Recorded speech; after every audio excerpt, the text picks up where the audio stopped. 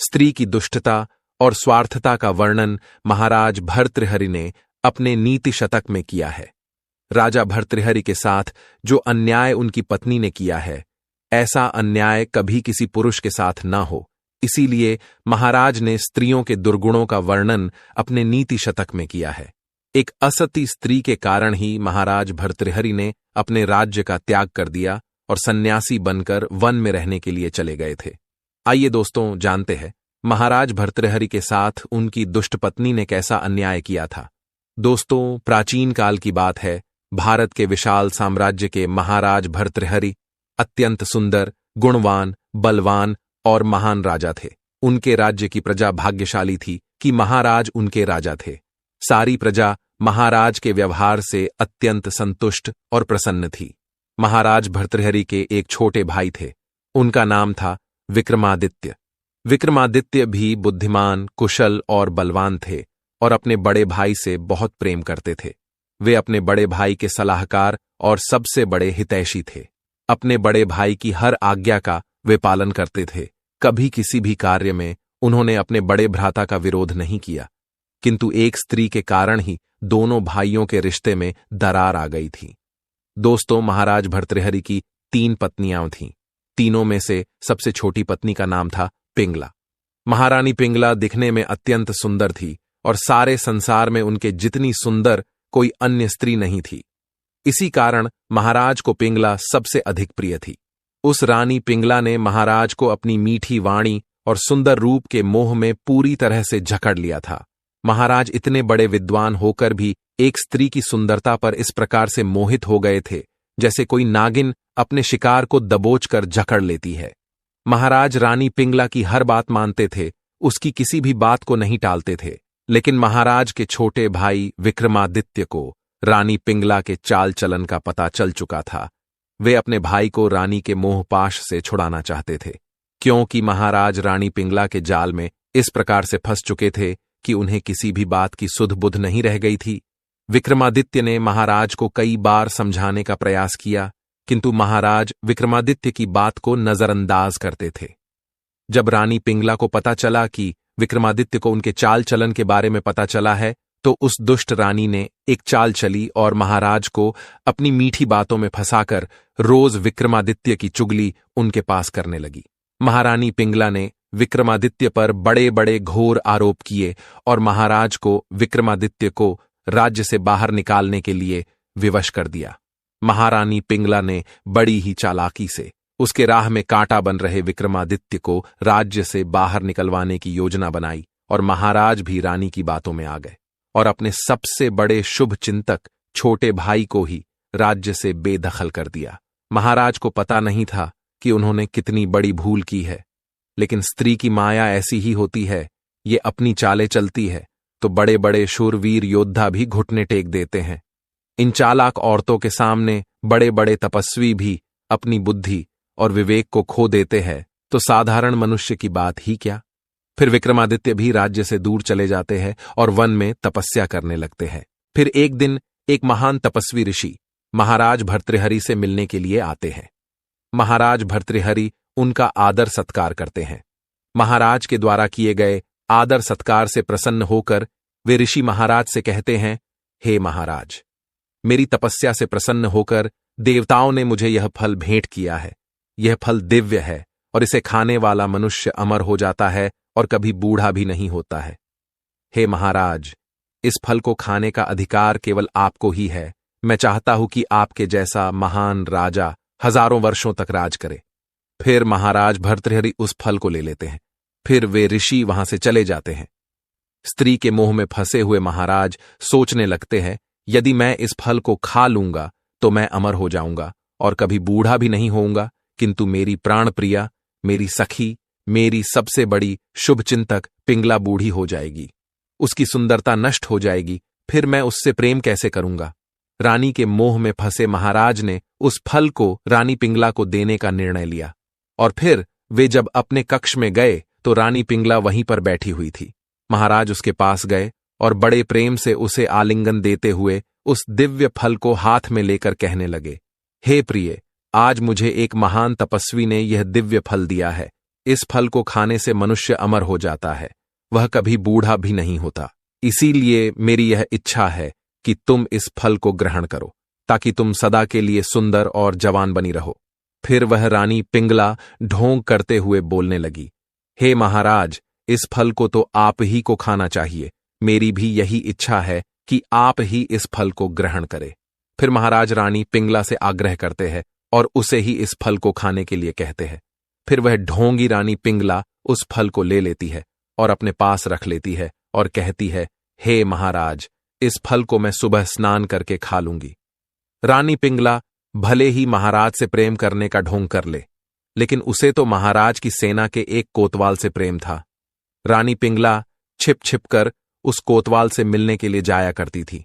फिर शाम को रानी पिंगला उस कोतवाल को अपने कक्ष में बुला लेती है और उससे प्रेम करने लगती है। रानी पिंगला उस कोतवाल से कहती है, हे मेरे प्रिय, आज महाराज ने मुझे यह दिव्य फल भेंट दिया है। इस फल को खाने से मनुष्य अमर बन जाता है, वह कभी बूढ़ा नहीं होता है। इसीलिए मैं चाहती हूं कि इस फल को केवल तुम ही ग्रहण करो। इतना कहकर कुल्लटा रानी पिंगला उस दिव्य फल को उस कोतवाल को दे देती है। लेकिन वह कोतवाल रानी पिंगला से प्रेम नहीं करता था, वह तो मजबूरी में रानी के भय से उसके साथ प्रेम करता था। लेकिन रानी पिंगला इस बात को नहीं जानती थी। वह कोतवाल रानी पिंगला से कहता है, हे प्रिय, अगर तुम कहती हो तो इस फल को मैं तुम्हारे लिए जरूर खाऊंगा।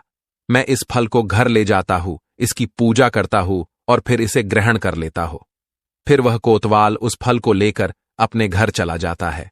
असल में वह कोतवाल एक वेश्या से बहुत प्रेम करता था और रोज रात को उस वेश्या के साथ रात गुजारने के लिए जाता था। फिर वह कोतवाल उस रात वेश्या के घर पर जाता है और उससे कहने लगता है, हे प्रिय, आज मैं तुम्हारे लिए एक दिव्य फल लाया हूं। इस फल को खाने वाला मनुष्य अमर हो जाता है और कभी बूढ़ा भी नहीं होता है। इसीलिए मेरी यह इच्छा है कि इस फल को केवल तुम ही ग्रहण करो। मैं चाहता हूं कि तुम हमेशा ऐसी ही सुंदर और जवान बनी रहो। फिर वह वेश्या उस फल को ले लेती है और बाद में खाऊंगी ऐसा कहकर रख देती है। उस कोतवाल के जाने के बाद वह वेश्या सोचने लगती है, इस फल को खाकर मैं क्या करूंगी? मैं तो एक वेश्या हूं और ना जाने मैंने कितने पाप किए हैं। मेरा यह जीवन तो नरक के समान है। मैं अमर होकर क्या करूंगी? यह फल तो केवल हमारे महाराज को ही खाना चाहिए। महाराज ही इस फल को खाने के अधिकारी हैं। उनके जैसा महान राजा आज तक नहीं हुआ, इसीलिए इस फल को मैं महाराज को ही दे दूंगी। इतना कहकर दूसरे दिन वह वेश्या उस फल को लेकर महाराज के पास जाती है और महाराज को वह फल भेंट में देते हुए कहती है, हे महाराज, यह एक दिव्य फल है। इसे खाने वाला मनुष्य अमर हो जाता है। इसीलिए मेरी यह कामना है कि इस फल को केवल आप जैसे सम्राट को ही खाना चाहिए। जब महाराज उस फल को देखते हैं तो वे आश्चर्य में पड़ जाते हैं। वे सोचते हैं कि इस फल को तो मैंने महारानी पिंगला को दिया था, फिर यह फल इस वेश्या के पास कैसे आ गया?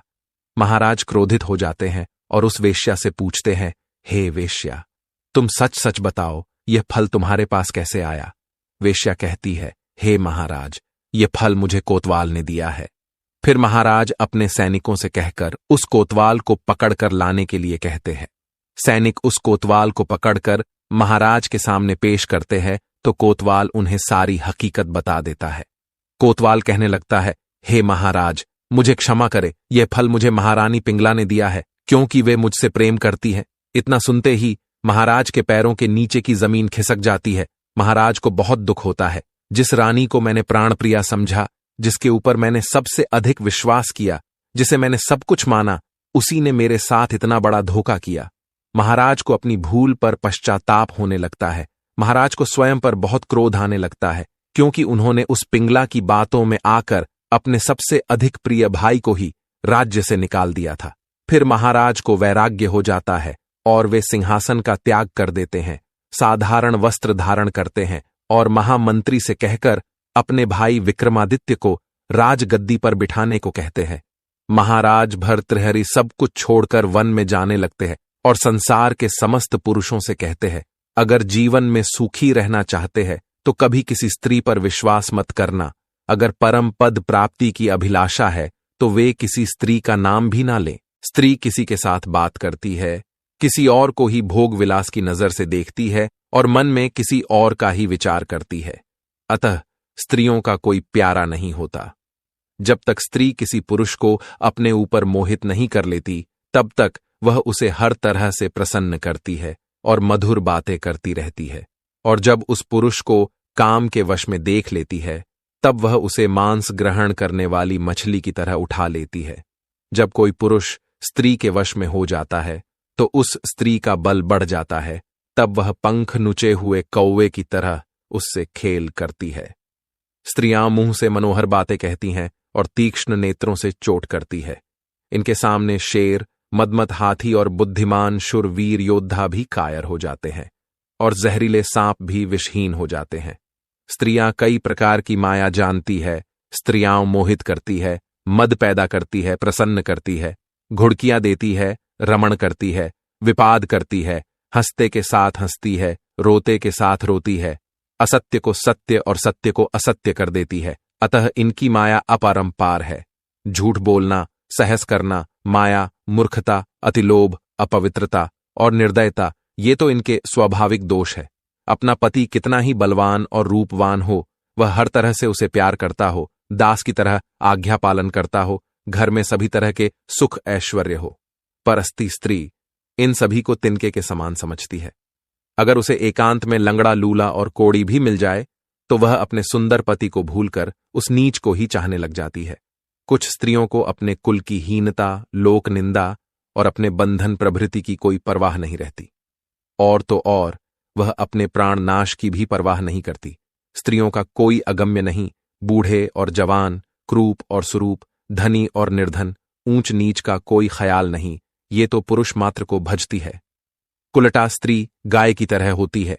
जिस तरह गाय नई नई घास खाना पसंद करती है, उसी तरह असती स्त्री नए नए पुरुषों को चाहती है। ये दंड से नहीं घबराती, शास्त्रदान और स्तुति किसी के भी वश में नहीं रहती। अगर इन्हें मौका नहीं मिलता या कोई चाहने वाला नहीं मिलता, तभी तक ही सती सावित्री बनकर रहती है। और जो कोई उस स्त्री से प्रार्थना करता है, उसके पास जाता है और थोड़ी सेवा करता है, स्त्री उस समय के लिए उसी की हो जाती है और उसके साथ भोग विलास करती है।